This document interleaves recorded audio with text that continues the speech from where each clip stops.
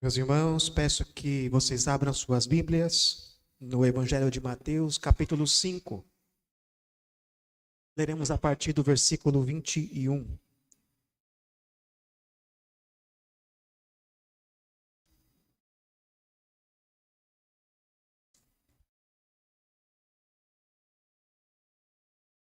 Nós temos estudado nas últimas semanas o Sermão do Monte. O Sermão do Monte, conforme narrado em Mateus, é aquele discurso de Jesus onde ele expõe como são as coisas no seu reino. Ele fala a respeito de como é ser um cidadão do reino de Deus, do reino dos céus. E depois de mostrar como são os cidadãos do reino, ele passa a falar de como é a justiça exigida no reino de Jesus. Quais são as exigências que o nosso rei, Jesus Cristo, faz a seus súditos. E depois de explicar que ele não veio revogar a lei e os profetas, ele não veio anular aquilo que temos no Antigo Testamento, Jesus passa então a explicar de um modo correto o que são os mandamentos, como cumprir os mandamentos. Ele passa a corrigir aquelas visões dos escribas e fariseus. Ele diz que a justiça do reino deve exceder em muito a dos escribas e fariseus. Então ele passa a dar a interpretação correta da lei. E é isso que nós vemos aqui. Mateus capítulo 5, versículos 21 a 26, nós temos como devemos cumprir o sexto mandamento. É isso que nós vemos aqui. Peço que você se atente à leitura. Assim diz a palavra de Deus. Ouvistes que foi dito aos antigos: não matarás, e quem matar estará sujeito a julgamento. Eu, porém, vos digo que todo aquele que sem motivo se irar contra seu irmão estará sujeito a julgamento. E quem proferir um insulto a seu irmão estará sujeito a julgamento do tribunal. E quem lhe chamar tolo estará sujeito ao inferno de fogo. Se, pois, ao trazeres ao altar a tua oferta, ali te lembrares de que teu irmão tem alguma coisa contra ti, deixa perante o altar a tua oferta. Vai primeiro reconciliar-te com teu irmão, e então, voltando, faze a tua oferta. Entre em acordo sem demora com teu adversário, enquanto estás com ele a caminho, para que o adversário não te entregue ao juiz, o juiz ao oficial de justiça, e sejas recolhido à prisão. Em verdade te digo que não sairás dali, enquanto não pagares o último centavo. Qual foi a última vez que você sentiu uma indignação? Que você ficou muito indignado com alguma coisa? Eu vou dizer para vocês, irmãos, que a última vez foi anteontem, viu? Foi sexta-feira. Né? Sexta-feira, depois de um bom tempo com minha esposa tentando fazer o meu filho Manuel dormir, né? Não dormia de jeito nenhum, chorava. Aí uma hora, de repente, ele dormiu. Dormiu, agora podemos fazer as demais coisas, podemos cuidar do lanche, podemos dormir um pouquinho. No que, de repente, na nossa rua, aqui na nossa vizinhança, nessa rua aqui mesmo onde nós estamos, alguém soa uma buzina de carro. O moleque não dormiu 2 minutos. Acordou chorando e querendo peito. E aí, quando isso acontece, então, caramba, vem no coração aquela indignação, não é? E a carne fala alto, né? Vontade que dá é descobrir onde a pessoa mora e tocar a buzina lá na casa dela, 3 da manhã, para ver se ela acorda. É uma indignação que vem no nosso coração. E isso acontece muitas vezes, não é? Nós nos iramos, nós ficamos indignados quando coisas assim acontecem. No trânsito, por exemplo, não é? Quando você está na rua e tem uma faixa de pedestres, mas o pedestre resolve atravessar fora da faixa, porque parece que não existe faixa, é enfeite. Você sente uma indignação quando alguém passa, a preferência é sua, mas alguém passa na sua frente. Ou no trabalho, quando alguém não cumpre a sua tarefa e sobra mais para você. Ou em casa, quando depois de repetir inúmeras vezes para seus filhos lavarem a louça, eles só deixam a panela de molho. É claro, não é só para amolecer, né? Não é para enrolar, que não vai lavar. E quando isso acontece, muitas vezes nós ficamos irados. Nós nos iramos e muitas vezes justificamos a nossa ira dizendo, mas ninguém é de ferro, né? O sangue ferve. O nosso sangue ferve. E isso nos mostra como somos pecadores, meus irmãos. Como pecadores nós somos mais pecadores do que nós pensamos. É isso que nós vemos quando ouvimos a exposição de Cristo a respeito da lei de Deus. Jesus já explicou que seu ministério não veio anular a lei e os profetas. Que tudo aquilo que estava no Antigo Testamento ainda tem alguma validade. Mesmo que não tenhamos de cumprir as leis cerimoniais, porque elas apontam para o ministério de Cristo, aquelas leis que regem a vida do homem de Deus, do povo de Deus, continuam válidas para o crente. E Jesus então passa a explicar como devemos obedecer esses mandamentos, depois de dizer que a nossa justiça, a justiça exigida no reino, deve exceder muito a dos escribas e fariseus. E nós já vimos aqui na semana passada que os escribas e fariseus, eles eram especialistas em cumprir a lei. Então, quando ouvimos isso, nossa justiça deve exceder em muito a dos fariseus, ficamos preocupados, não é? Eles são especialistas em cumprir a lei. Como posso ser mais justo que eles? Mas o que nós já vimos é que eles eram especialistas em cumprir a lei externamente. Eles eram especialistas em seguir regrinhas, em ser comportados, em parecer, em se assemelhar com santidade. Eles sabiam demonstrar uma aparência de piedade, de justiça, de religiosidade. Eles sabiam encontrar brechas na lei e cumpriam apenas o mínimo necessário. Jesus não se deixava enganar com essas aparências. Então ele expõe os mandamentos, ele começa a explicar como devemos cumprir os mandamentos, mostrando que a obediência que Deus requer de nós, ela procede do coração, ela vai além de uma obediência externa. Ela procede de um coração transformado.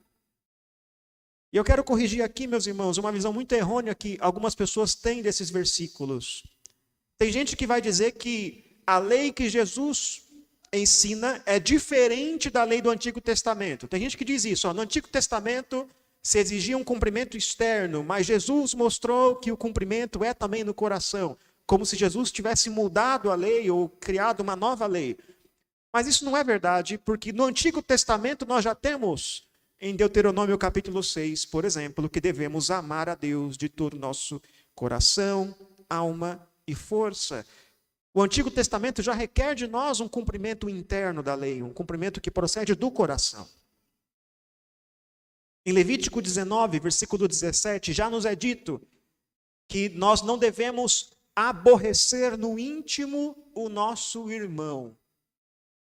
É o que diz lá em Levítico. Então não é verdade que apenas no Novo Testamento temos a exigência de um cumprimento da lei que envolve também as nossas afeições, o nosso coração. Isso também nós temos no Antigo Testamento. Então o que Jesus está trazendo aqui não é uma nova lei. Jesus não está se opondo àquilo que diz a lei de Deus. Na verdade, Jesus está se opondo, ele está corrigindo aquela falsa interpretação da lei trazida pelos escribas e fariseus. Jesus está mostrando que a lei de Deus exige um cumprimento inteiro, completo em nossa vida. E ele começa então expondo o 6º mandamento, que diz, não matarás. O que Jesus exige no 6º mandamento? O que isso significa? Não matarás.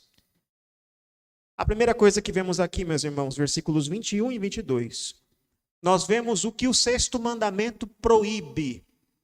O que o 6º mandamento proíbe? Ele proíbe não apenas o assassinato, não apenas o homicídio, mas também a ira pecaminosa. É isso que nós temos aqui.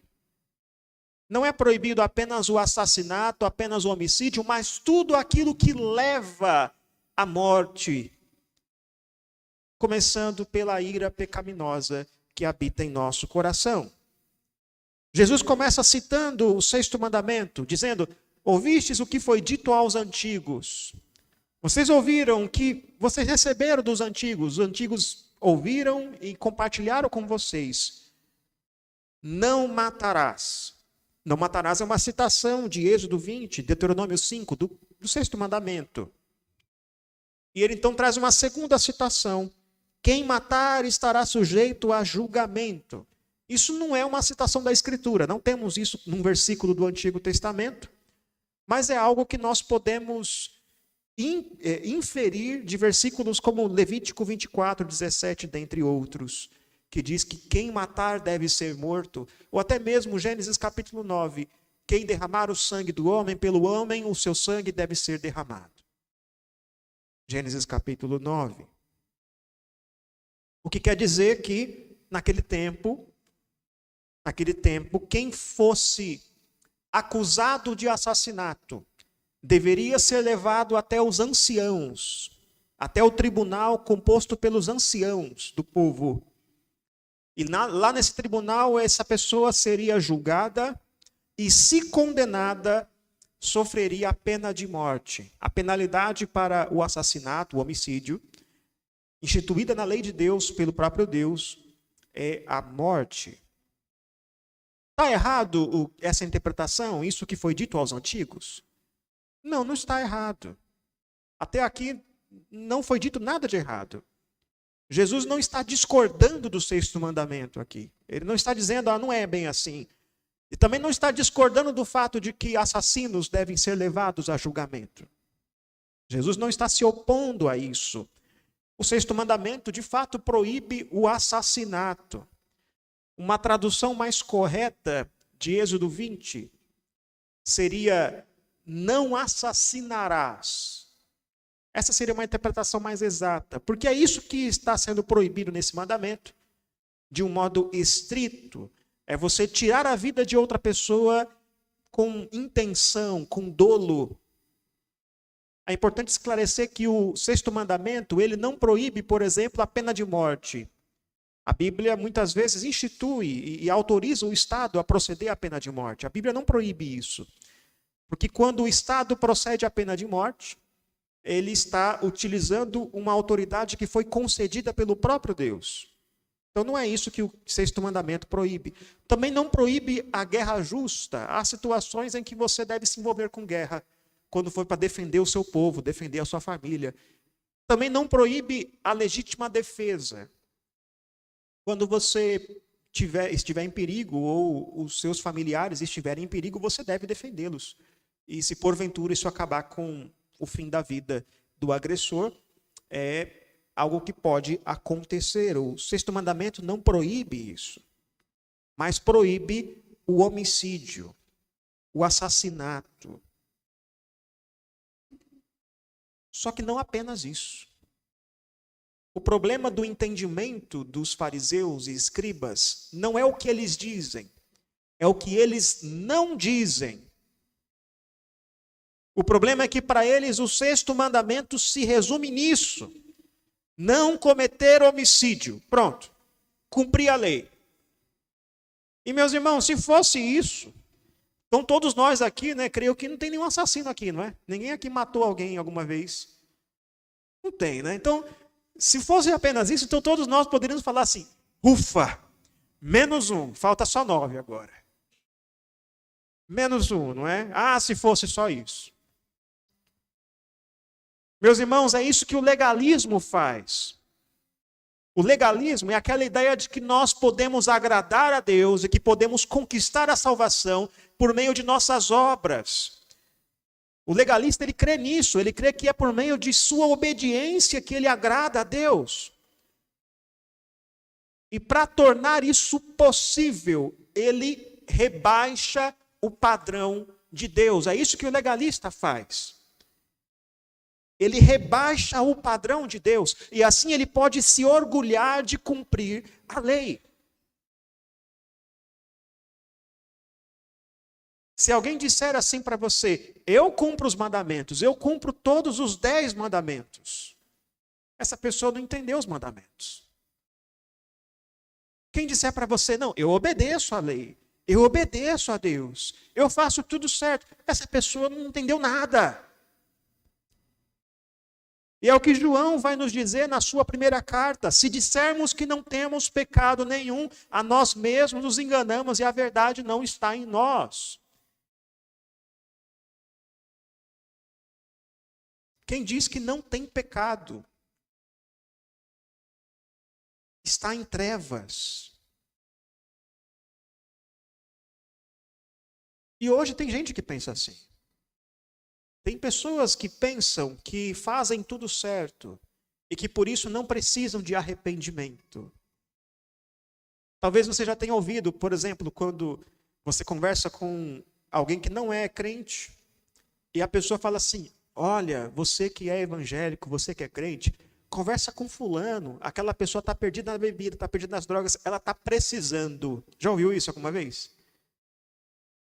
Chama aquela pessoa para ir para a igreja, ela está precisando. Quem é que está precisando? A pessoa que está nas drogas, a pessoa que está na bebida, a pessoa que está em flagrante vida imoral. Mas e ela? Ela não precisa?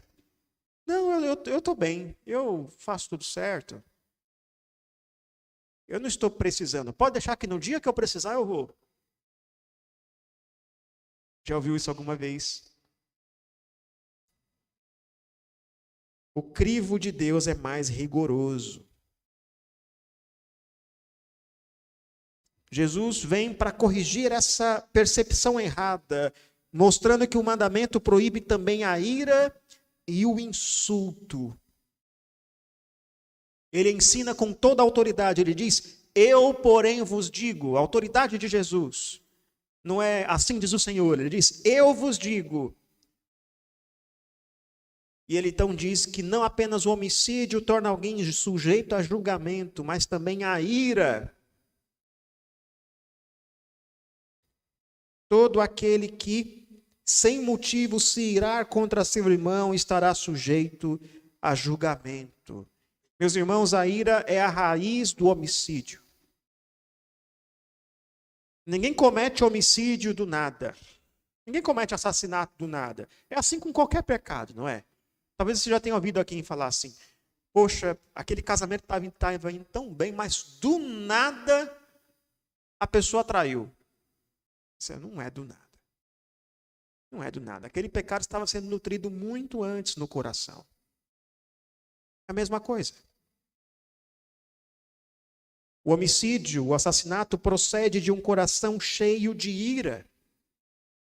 E mesmo que você, irado, não cometa assassinato, para Deus não faz diferença. Deus não faz diferença entre o ato externo e o ato interno. Muitos de nós talvez não cometamos assassinato mais pelas consequências disso, mais pelo que poderia acontecer conosco, do que necessariamente por sermos santos e justos. A ira pecaminosa já é um assassinato no coração. E ela é condenada na Escritura muitas vezes. Em Efésios capítulo 4, Paulo ensina dizendo: irai-vos e não pequeis, não deis lugar ao diabo. E também diz: longe de vós toda amargura e ira e gritaria e blasfêmias e toda malícia. Em Tiago capítulo 4, nos é mostrado que a raiz da ira, das contendas, são os desejos pecaminosos de nosso coração. Em 1 Timóteo capítulo 2, versículo 8, Paulo instrui a seu aluno, a seu discípulo Timóteo, que os varões orem em todo lugar, levantando mãos santas, sem ira e sem animosidade. Isso basta para nós entendermos que ira não deve estar presente no seio da igreja. O que é a ira? Aquela indignação que temos no coração, que nutrimos no coração, quando alguém faz algo que nós não concordamos, que nós achamos injusto. Mas espera aí, pastor. Talvez você pergunte, mas toda ira é pecado? Toda ira é pecaminosa? Porque Efésios 4 diz, irai-vos e não pequeis. Olha, então, tem uma ira que não é pecaminosa, não é? E meus irmãos, verdade, nem toda ira é pecaminosa. Existe um tipo de ira que é justa. Mas eu vou dizer a você algo a respeito desse tipo de ira. Ela é muito rara. Ela é muito rara. 99% das vezes, e eu não sei, não tenho estatística disso, mas eu nunca fiz pesquisa, mas experiência. 99% das vezes a ira é injusta. E como é que sabemos disso? Qual é o critério da ira justa? Nós temos um exemplo do que é a ira justa no próprio Cristo. Lá em Mateus capítulo 21, Jesus expulsou do templo os cambistas, os mercadores, aqueles que vendiam coisas e que faziam do templo um covil de ladrões. Jesus chegou, expulsou e chamou eles de ladrões. Consegue imaginar a cena? Jesus teve uma manifestação, uma demonstração de ira. Só que em outros momentos, Jesus foi injuriado, foi injustiçado, foi ofendido, foi insultado, foi machucado, sofreu tantas coisas e não respondeu. Não respondeu com ira, não revidou. Qual é o critério aqui? Qual é o critério que nós enxergamos na vida de Jesus? Existe um critério, meus irmãos. Jesus nunca se irou por causa própria. Esse é o critério. Quando era contra ele, Jesus nunca se irou. Jesus se irou quando blasfemaram contra o Espírito Santo. Jesus se irou quando desonraram a casa do seu pai. Percebe a diferença? Quando é contra ele, ele agiu com paciência, com brandura. Mas quando atentaram contra a honra do pai e contra o reino, então Jesus se indignou e agiu. Então o critério da ira justa, meus irmãos, é este. Eu estou defendendo a honra de quem?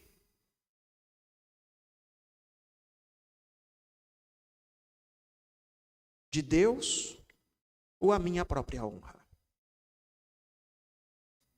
Se você se ira porque as pessoas estão blasfemando contra Deus, pecando contra Deus, se opondo ao reino de Deus, e isso deixa você indignado, e você quer então agir de uma maneira santa perante isso, isso é uma ira justa. Um dos primeiros lugares onde a ira se manifesta, meus irmãos, é nas palavras. E muitas vezes nós não prestamos atenção em como nós, assim, de um modo banal, dizemos coisas terríveis e que machucamos e deixamos marcas naqueles que estão ao redor de nós. O pastor Daniel Doriani, comentando esse texto, ele lembrou de algo da sua infância. Ele lembrou que quando ele era criança e desobedecia a mãe, fazia alguma travessura, a mãe virava para ele e dizia: eu quero torcer seu pescoço, hein, guri? Eu vou torcer seu pescoço. E ele, criança, não sabia o que significava isso, né? Como assim torcer o pescoço? Ela vai pegar e... O que é isso? Até um dia que foram no sítio do avô dele, e chegando lá, chegou a hora de matar uma galinha. Aí a mãe chegou e perguntou para o avô dele: e aí, vamos usar o machado ou vamos torcer o pescoço dela? Aí nessa hora a criança entendeu. Então ela quer torcer meu pescoço. É claro que uma mãe dizendo isso ao seu filho é um pouco engraçado, né? Tem um certo tom de humor. Mas perceba como essa linguagem passa desapercebida por nós. Muitos pais olham para os seus filhos e chamam eles de burros. E dizem, você não vale nada. E dizem, você não presta para nada, você não faz nada direito. Seria isso, chamar alguém de tolo, chamar alguém de inútil? Seria isso. Você não faz nada direito, nada que eu peço você consegue resolver. Quantas vezes você, pai e mãe, já não disse isso para os seus filhos?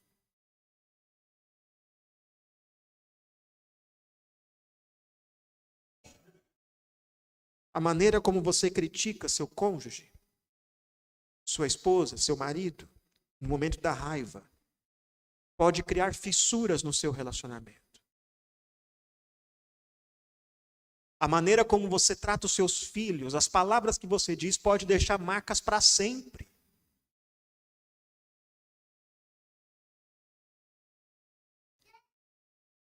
E não apenas o que você fala, mas o como você fala. Quantas vezes, até mesmo em casa, em lares cristãos, as pessoas gritam umas com as outras. Tentam vencer debates na base do grito.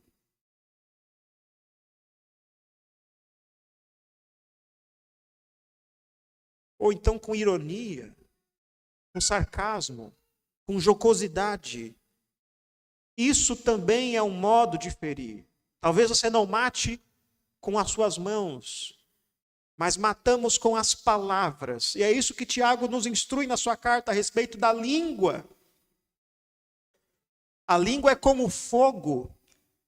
Ela vem e põe tudo em chamas. Uma palavrinha que a gente diz pode pôr muita coisa em chamas. E Jesus então nos instrui. E Jesus nos mostra que quem diz essas coisas está sujeito ao julgamento e ao inferno de fogo. A palavra, o termo inferno de fogo aqui, meus irmãos, no grego é o termo G-E-E-N-A, Gina, que é um nome, é uma tradução para o grego de um nome em hebraico de um vale que havia em Jerusalém, o Vale de Inom. No hebraico, Gerinom, no grego, Gerina. O que é o Vale de Inom? É um lugar que lá no Antigo Testamento havia adoração pagã. Havia adoração a Moloque. Havia adoração ali nos altos. E Deus abominava tanto o que acontecia ali, que promete lá em Jeremias 7, que iria transformar o Vale de Inom no Vale da Matança. Deus ia fazer isso. E lá em 2 Reis, capítulo 23, nós temos que o rei Josias, lembra do rei Josias? Que fez uma reforma em Judá, que destruiu os altos. O que o rei Josias fez? Ele profanou esses altos, para que não acontecesse mais adoração pagã ali. Ele colocou ali os cadáveres dos que praticavam essas coisas. E assim estragando aquele templo. Não haveria mais adoração pagã em Judá. E então, alguns escritos judeus dizem que aquele vale passou a ser usado como lixão. Então, você já deve ter visto um lixão, não é? Eles jogavam todo o lixo e cadáveres e coisas ali. E depois botavam fogo. E ali, então, havia um fogo que nunca se apagava. Consegue perceber algumas referências? Um lugar onde o lixo é jogado e o fogo nunca se apaga. Esse lugar passou a ser usado como um símbolo, pelos próprios judeus e por Jesus, como um símbolo da punição eterna, do inferno, do juízo de Deus. Então Jesus está dizendo, quem disser essas coisas está sujeito ao inferno de fogo, ao vale da matança. Qual é a aplicação para nós, meus irmãos? É muito simples. O menor dos pecados pode lançar alguém no inferno.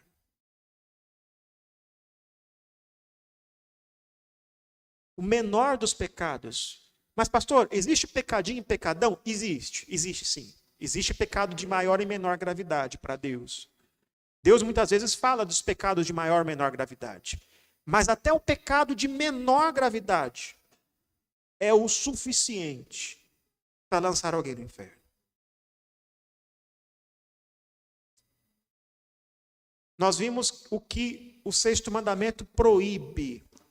Ele proíbe tudo aquilo que leva à morte. Mas o que o sexto mandamento requer de nós? Quais são as implicações do sexto mandamento para os nossos relacionamentos?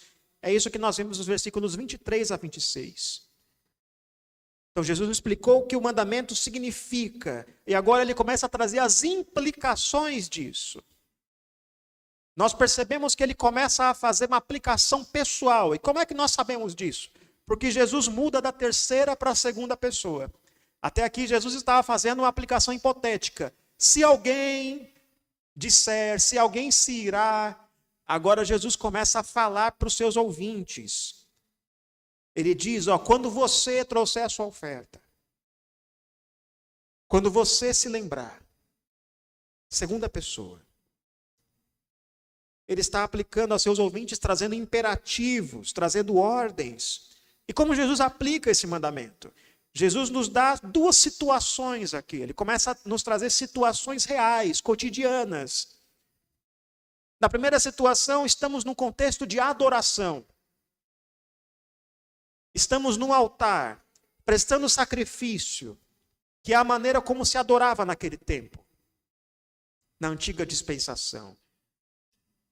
E lá, então, enquanto você presta a sua adoração, você se lembra que tem um irmão e esse irmão tem alguma coisa contra você.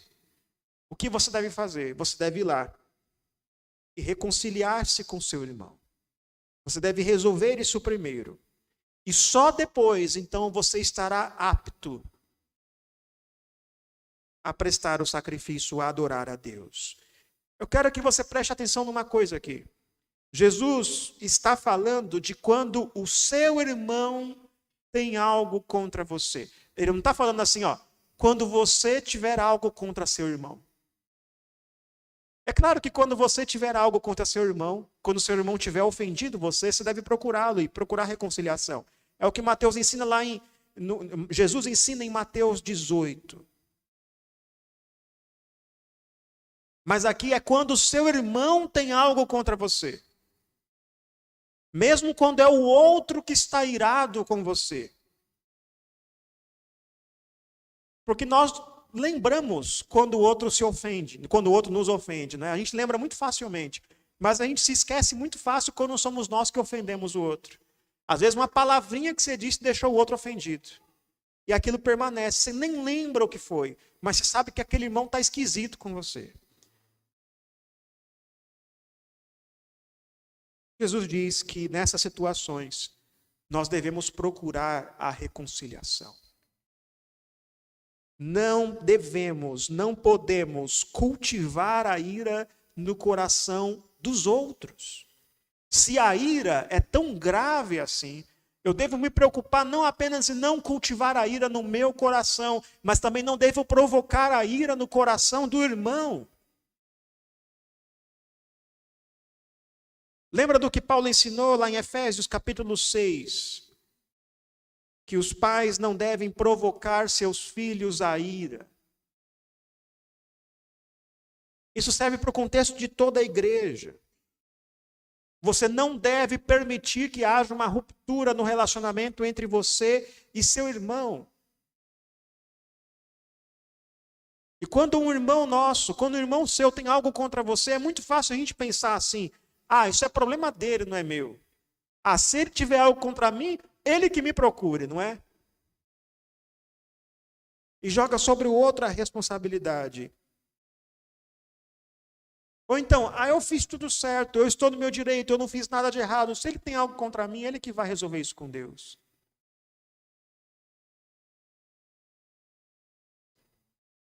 Mas não é assim que devemos agir entre irmãos. Na igreja, nós devemos fazer tudo o que estiver em nosso alcance para resolver os conflitos.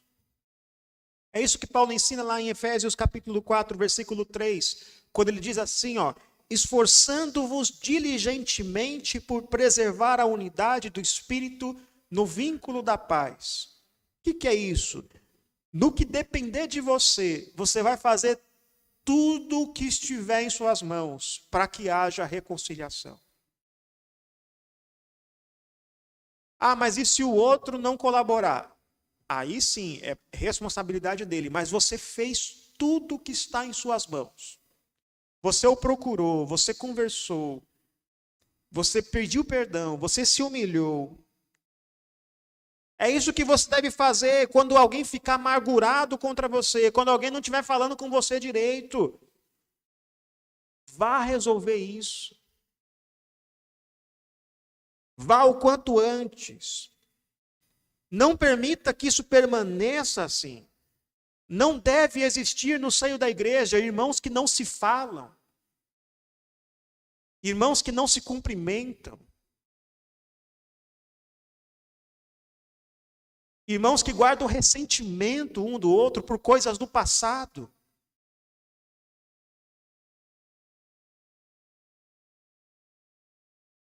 Mas e quanto aos relacionamentos com os de fora da igreja? E quanto àqueles que não são irmãos? É o que você vê nos versículos 25 e 26. Também devemos buscar reconciliação com eles. Agora saímos do contexto de um altar, ou seja, de um lugar de adoração, onde estão pessoas que são irmãs, que adoram o mesmo Deus, e estamos num tribunal, e tem um adversário contra nós. Alguém te colocou na justiça. E essa situação pode acontecer, meus irmãos, por inúmeras razões. É mais fácil buscar reconciliação na igreja, porque nós temos algo em comum. Nós temos o mesmo Deus, nós temos o mesmo Espírito, nós temos o mesmo padrão de fé, temos a palavra de Deus. Mas com os de fora nós não temos isso. E quando acontece um conflito fora da igreja, então muitas vezes isso vai parar na justiça.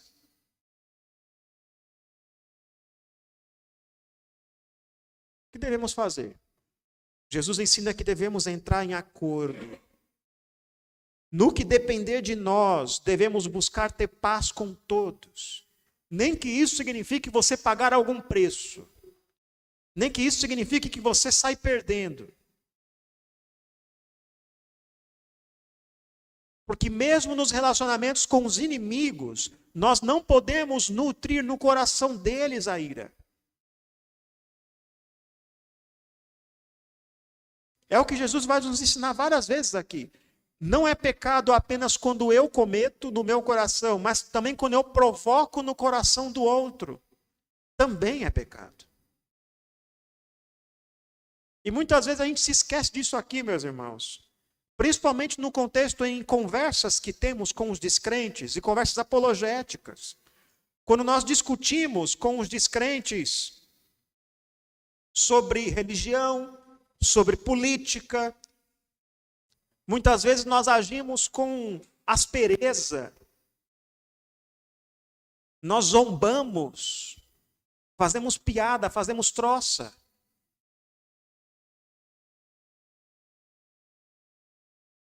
Somos rudes. E quando fazemos isso, nós damos motivo para que eles se irem contra nós. E como vimos isso, meus irmãos, no ano passado, na época de eleição, cristãos escarnecendo de seus adversários.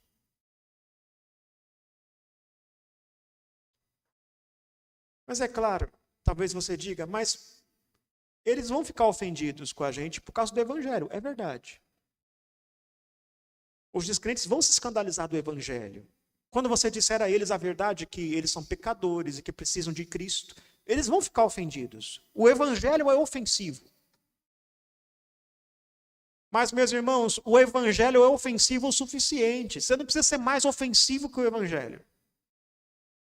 Basta o evangelho. Não precisa dar mais razões para que se irem contra nós. Entre os descrentes, nós devemos ser educados, pacientes, gentis. Devemos buscar entrar em acordo. Devemos evitar disputas sem necessidade. Lá no seu trabalho, lá na sua escola, você não pode ser conhecido como aquele crente chato que briga com todo mundo.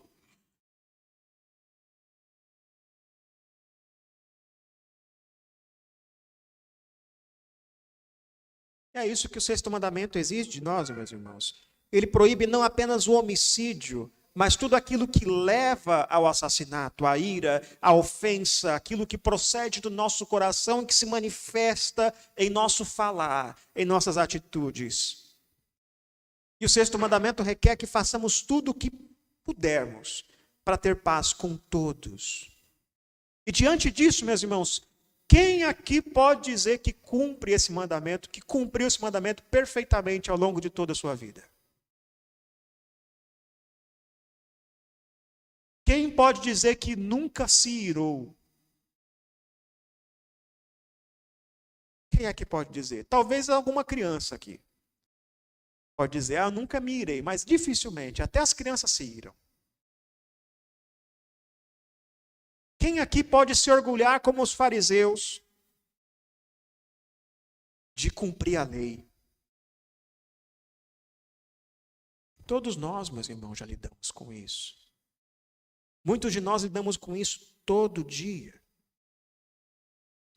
E diante dessa exposição da lei dada por Cristo, diante da profundidade, da perfeição que Deus requer de nós, só nos cabe reconhecer o nosso pecado e nos arrepender do pecado.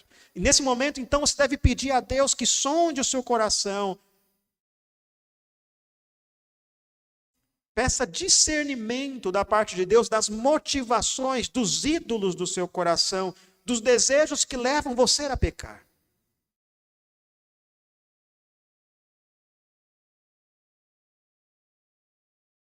Então olhe para Cristo. Graças a Deus por Jesus Cristo, meus irmãos.